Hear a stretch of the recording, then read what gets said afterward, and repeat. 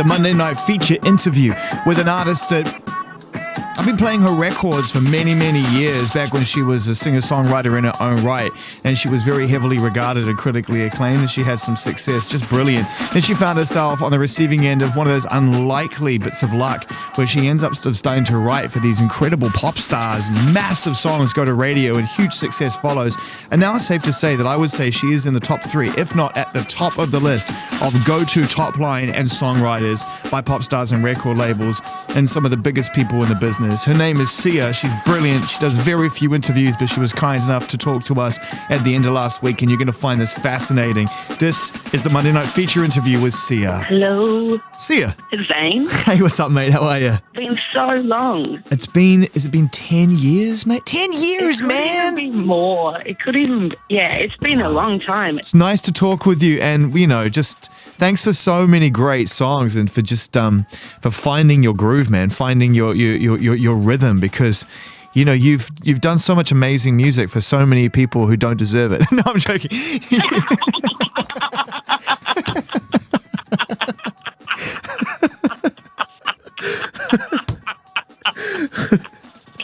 I'm sorry.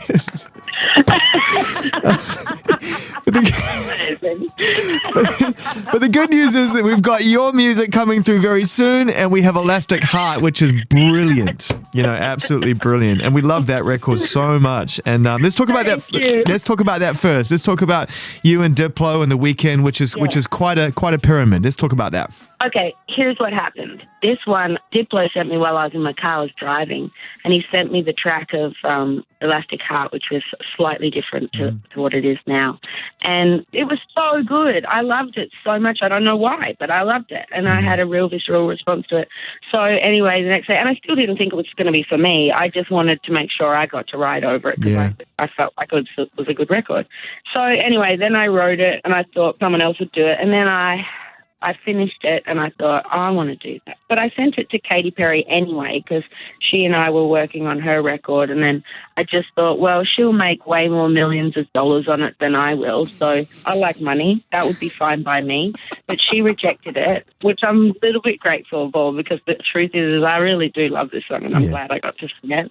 Oh, yeah, and then the Hunger Games people wanted to use it as the single, but in order to use it as the single, I would have to get a Universal artist on it. So these are the politics that go with it, because the soundtrack is coming out on Universal. So then my manager suggested The Weeknd, and I did a bunch of research into him, and I thought, well, that would be nice. Yeah. And he's so nice. He's a nice dude, huh? And, he turned out to be so nice.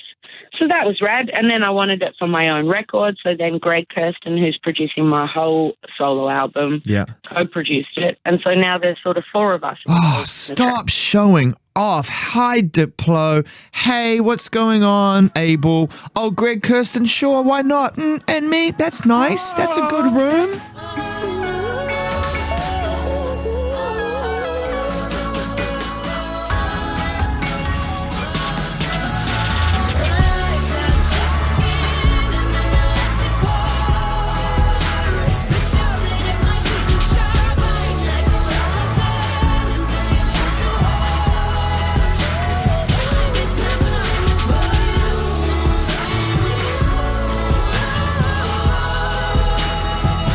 You're listening to the Monday Night Feature interview, a rare chat with singer-songwriter Sia.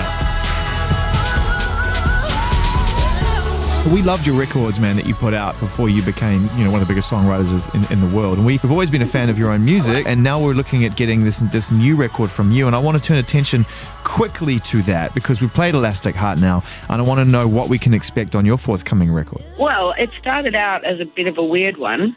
Beautiful songs, but it felt very much like an indie record. But it turns out that, of course, if you write enough pop songs, your taste alter. Your taste alters. Yeah. And so I started this record with Greg about a year ago, and since then I've written a bunch of pop songs that I suddenly felt attached to. That I was like, maybe I'll put this one on my record. So now I feel like it's kind of half pop and half credible indie. Is it weird? It's got weirdness on it, definitely. When can we immerse ourselves in the full weird? The weirdness is coming in maybe, I think I'm going to put out a single in March. Yeah, maybe March is a single and an album May probably. What does that mean to you now, the idea of putting out singles and doing things like that? I mean, being in a relaxed place when it comes to putting out your record, where does that place you psychologically when it comes to releasing it and doing the mechanics of releasing and promo and things like that? Well, I was only after I wrote a couple of number one singles that then the labels were like, well, we do want to put out a record with you. And I just was like, I don't need to. Yeah. I can put it out myself. So the power of no is that people really wanted to put out my record, and they were willing to do it on my terms. And in fact, my manager set the terms, and eventually someone said, okay, we accept your terms. So one of them is I don't have to tour or do promotion.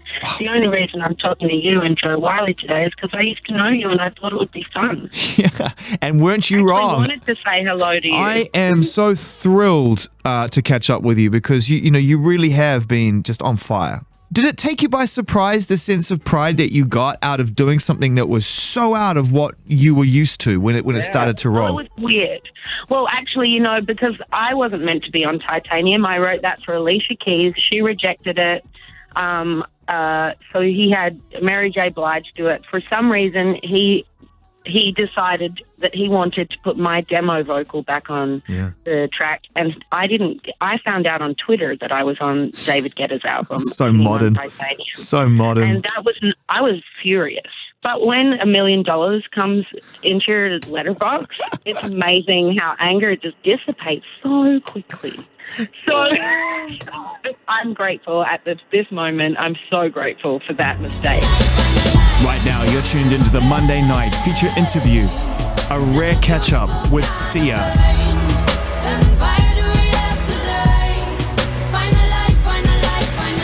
For those people that are listening, and I don't know when we'll get a chance to talk again soon, I hope, but I mean, understandably, you're going to disappear back into beautiful anonymity in a minute. But before you do, we do have a lot of people who take an invested interest in music and don't just listen to it on a fan level.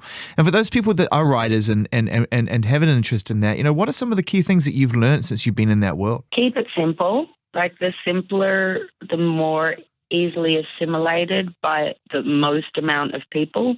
Strong title. That's what they're looking for at the record labels, something that people can Google, and usually something repetitive, something with multiple hooks.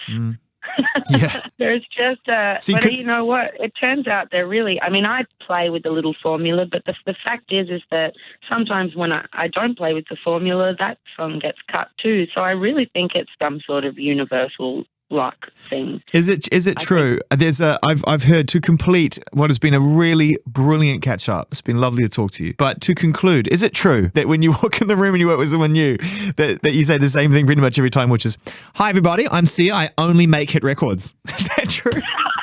Yeah, pretty much. That's awesome. I just say, that doesn't sound like a single, so let's move on to the next one because I only write singles. Yes. So good. That's my focus. Well, thanks for leaving the B-sides for the rest of us. We're quite happy pulling up the rear with the other 90% of the music that has to be made, the average stuff. We'll be adequate in the wake of your singles. Quite happy to do that. I like you. I liked you then and I like you now, and I'm really, really happy that we got a chance to talk. Me too, man. I hope to see you in the future sometime. See you. Have a great, great day, and thanks for your time, man. Lots of love, sweetie.